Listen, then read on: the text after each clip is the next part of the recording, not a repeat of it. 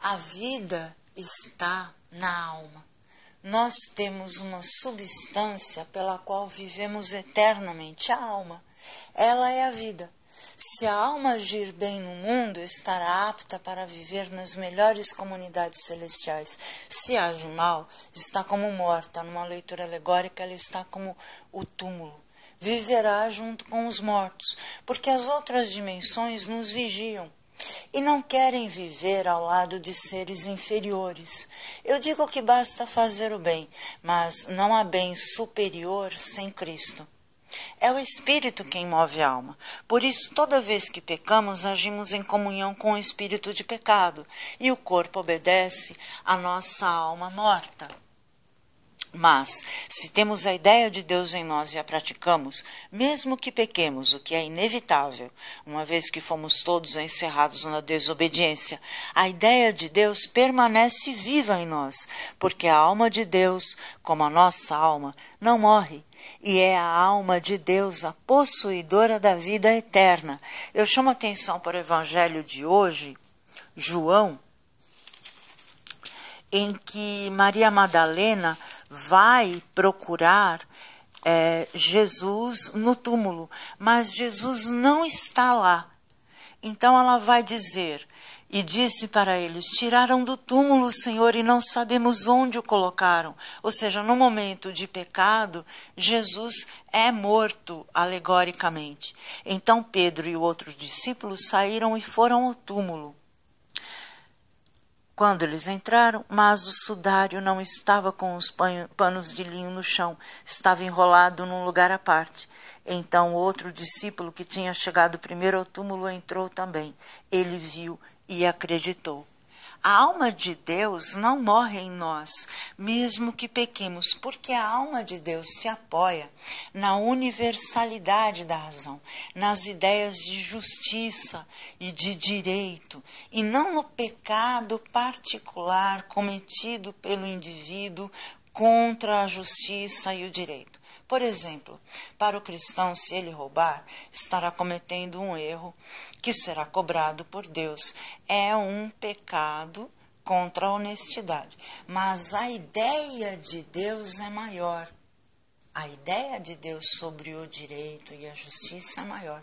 Ou seja, ela continua viva naquele cristão que roubou. Basta o arrependimento do raciocínio que levou o cristão a roubar ou a cometer qualquer pecado. No momento em que o cometeu, essa era a sua razão mais alta, a alegoria das montanhas na Bíblia. Mas diante de Deus, em quem crê, essa razão mais alta se torna inútil, derrete, como derrete-se e se esvai o espírito de pecado em nós a partir de nosso arrependimento. Chamo a atenção para o salmo de resposta.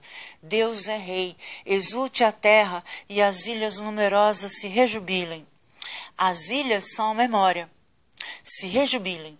Treva e nuvem o rodeiam no seu trono, que se apoia na justiça e no direito. Treva e nuvem por quê? Porque você deve procurá-lo, mas a sabedoria se deixa encontrar por aqueles que a procuram. Ela é uma treva para o pecador e para todo cristão que procura conhecer a Deus. É muito... não para, é uma atitude que não para. As montanhas se derretem como cera ante a face do Senhor de toda a terra.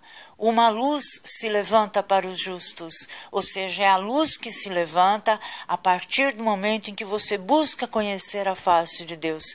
E a alegria para os retos corações. Homens justos, alegrai-vos no Senhor, celebrai e bendizei seu santo nome. Essa presença de Deus em nós, firmada com o ritual da Eucaristia, torna-se sinal para Deus de que desejamos agir como Cristo, desejamos conhecer a sua palavra e nas trevas do entendimento desejamos encontrar a luz. Nós cremos em Deus através da imaginação e cremos na atividade da imaginação que concebe a Deus. Jesus é a alma divina, portanto é a vida. A partir dessa aceitação que se chama fé, buscamos aprender as suas palavras em comum união, em comunhão com aqueles que realmente o viram. Daí ser tão importante manter a honestidade e não dar crédito às pessoas que dizem ouvir Jesus. Na minha antiga paróquia, todo mundo faz isso, mas não profetizam de verdade, porque esse tipo de aceitação se chama hipocrisia. Você sabe que as pessoas estão mentindo. Imaginação não é hipocrisia. Imaginação é um modo de nós submetermos a nossa inteligência à fé. Ouçamos aqueles que realmente têm a graça. Eu chamo a atenção para a primeira leitura de hoje.